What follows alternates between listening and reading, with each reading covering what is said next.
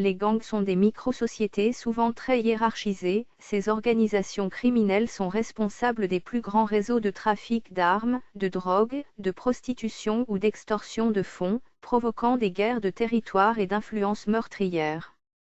Parmi les gangs les plus dangereux, le gang MS-13. MS-13 qui est une abréviation de Mara salvatrucha. En biologie, la marabunta est un déplacement impressionnant de fourmis capables de traverser les rivières et de dévorer de petits animaux en quelques secondes. Elles ne laissent rien derrière leur passage.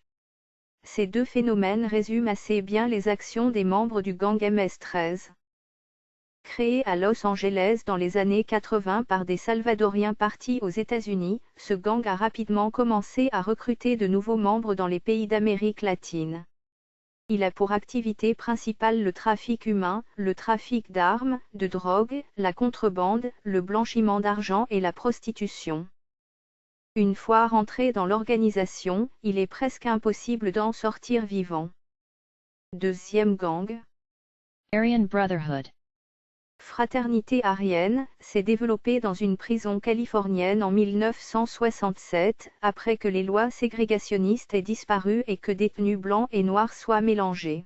Extrêmement violents, les membres de ce gang sont connus pour être à l'origine de 21% des meurtres en prison, bien que le gang représente moins de 1% de la population carcérale.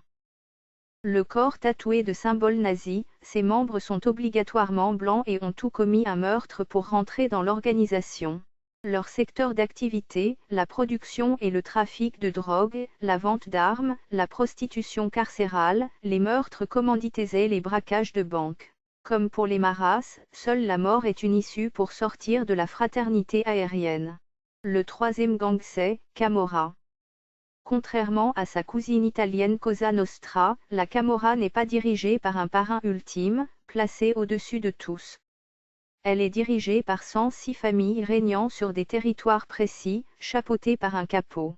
La Camorra a un business très lucratif, son chiffre d'affaires s'élevait à 12,5 milliards d'euros en 2013, provenant principalement du trafic de drogue, du trafic d'armes, de la prostitution et de l'extorsion de fonds. À cela s'ajoutent aux différentes fraudes que ce soit aux subventions européennes, à la contrebande et au trafic de déchets. Enfin les Yakuza. Le gang des Yakuza est l'un des plus étendus de la planète, loin de vivre dans le secret.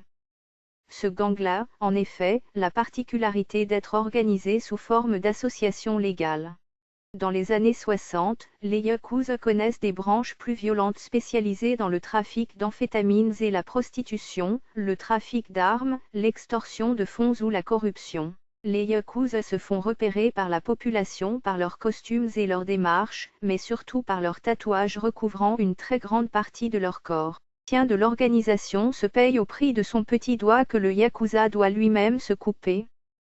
Une erreur impardonnable est punie d'un harakiri, le geste suicidaire des samouraïs. I'm OG, y'all new to the game.